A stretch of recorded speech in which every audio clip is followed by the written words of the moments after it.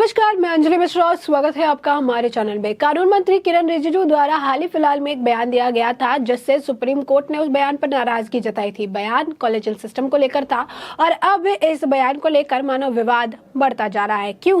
क्योंकि एक तरफ आपको बता दें कि किरण रिजिजू के बयान पर सीनियर एडवोकेट हरीश साल्वे का जो है बयान आया है, उनकी प्रतिक्रिया आई है, तो दूसरी तरफ उद्धव गुट का यह मानना है कि किरण रिजिजू को अपने बयान के लिए इस्तीफा दे देना चाहिए। जी हाँ, बिल्कुल सही सुना आपने।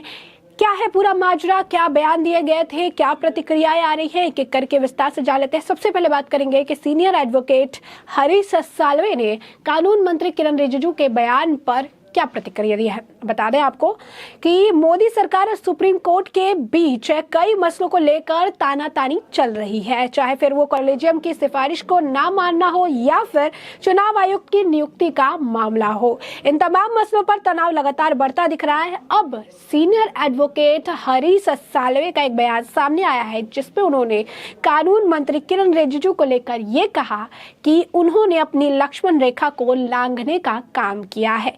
इस बयान से साफ कर दिया है कि मौजूदा वक्त में सरकार और सुप्रीम कोर्ट के बीच का विवाद किस हद तक बढ़ता नजर आ रहा है। बता दें आपको कि कुछ दिन पहले ही जो है सरकार की तरफ से एक नोटिफिकेशन जारी कर बताया गया था कि अरुण गोयल को चुनाव आयुक्त नियुक्त किया गया है।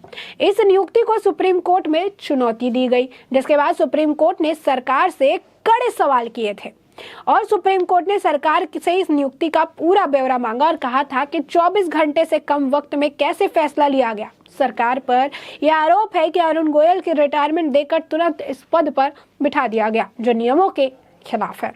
वहीं सरकार ने जवाब देते हुए कहा कि ऐसा पहले भी होता आया है और किसी भी नियम का उल्लंघन नहीं किया गया है।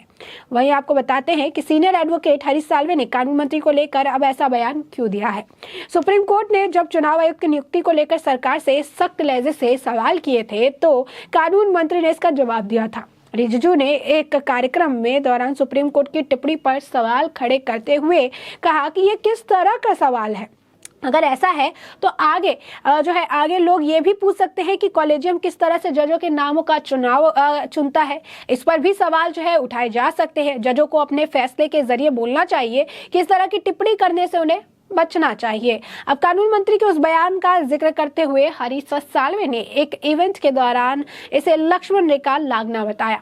आपको बता दें कि बार एंड बेंच के मुताबिक साल्वे ने कहा कि मेरा मानना है कि कानून मंत्री ने जो कुछ भी कहा है उससे लक्ष्मण रेखा को पार किया है। अगर वह सोचते हैं कि सुप्रीम कोर्ट को किसी ऐसी चीज जो कि असंवैधानिक है उससे अपने हाथ पीछे रखने चाहिए और कानून में संशोधन के लिए सरकार की दया पर निर्भर रहना चाहिए, तो माफ करें, यह बिल्कुल गलत है।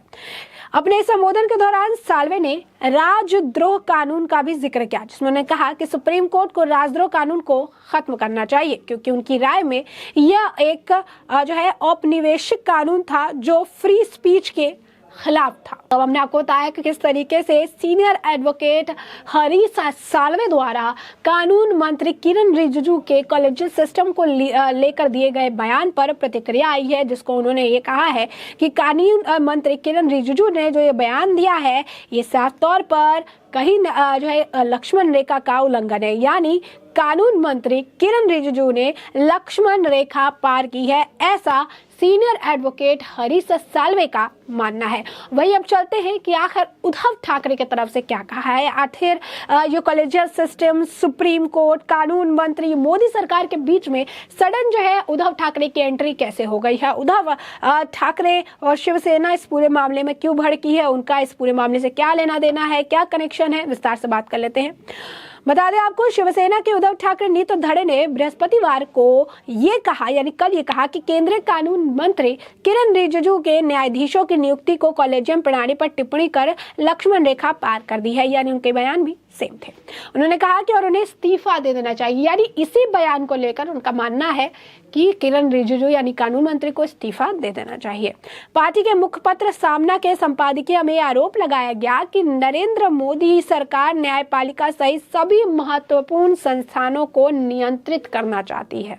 सामना में यह लिखा गया कि यह न्यायपालिका में अपनी विचारधारा के लोगों को चाहता है और लोकतंत्र, संसद और विपक्षी नेताओं को नष्ट करने की कोशिश कर रहा है। इसके लिए सरकार अपने लोगों को उच्च न्यायालय, उच्चतम न्यायालय और अभियोजकों के बीच भी चाहती है। रिजिजू ने हाल ही में सुप्रीम कोर्ट के वर्तमान कॉलेजियम प्रणाली को अपारदर्शी कहा था और जिसके माध्यम से न्यायाधीशों की नियुक्ति की जाती है, और ये जो है टिप्पणी थी। तो आप समझ सकते हैं कि उद्धव ठाकरे का इस पूरे बयान से, यानी पूरे उद्धव गुट का इस पूरे बयान से दूर दूर तक कोई लेना देना नहीं है। चूंकि ये केंद्र सरकार और सुप्रीम कोर्ट का मामला है, कॉलेजियम सिस्टम का मामला है, तो उन्हें इसमें भी बोलना है, क्योंकि कहीं ना कहीं मोदी सरकार से, बीजेपी से वो कनेक्ट करते हैं और वो विपक्ष है। हमेशा उनके बीच में एक तकरार रही है, लड़ रही है, और एक भी मौका वो नहीं छोड़ते हैं जिसे लेकर वो केंद्र की मोदी सरकार को टारगेट कर सके। और वही वो इस मामले में भी कर रहे हैं, जहां जिस मामले से उनका कोई लेना देना नहीं है, ना उनका किसी ने इनपुट मांगा है, ना इस पूरे मामले में कॉलेज सिस्टम को लेकर उन्होंने टिप्पणी की है, ना जो कानून मंत्री है किरण रिजिजू, ना उन्होंने उद्धव गुट को लेकर कोई बयान दिया है।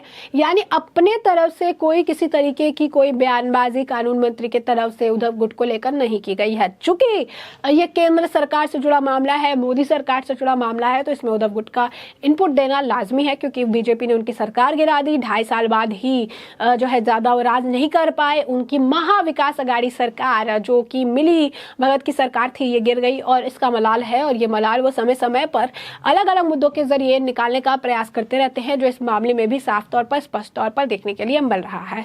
बता दें आपको, रिजिजू ने ये कहा था कि मौजूदा कॉलेजियम सिस्टम की बुनियादी गलती ये है कि जज अपने उन साथियों की सिफारिश कर रहे हैं जिन्हें वो जानते हैं। शिवसेना के मुखपत्र में ये कहा गया कि यह स्पष्ट है कि कानून मंत्री ने सीमा पार कर ली है, जिसका मतलब है कि उन्हें न्यायिक प्रक्रिया में दखल देना शुरू कर दिया है। और न्यायिक प्रक्रिया में उन्होंने दखल देना शुरू किया है, तो इसीलिए किरण रिजिजू को इस्तीफा दे देना चाहिए, ऐसा उद्धव गुट क्या मानना है, जो कि उन्होंने सामना पत्र में लिखा है। और आप देखिए कि एक तरफ जो है कॉलेजियम सिस्टम को लेकर लोगों का भी ये मानना है, कमेंट सेक्शन में भी हमने आपको बताया था कि ये एक जो है एलियन एक सिस्टम है।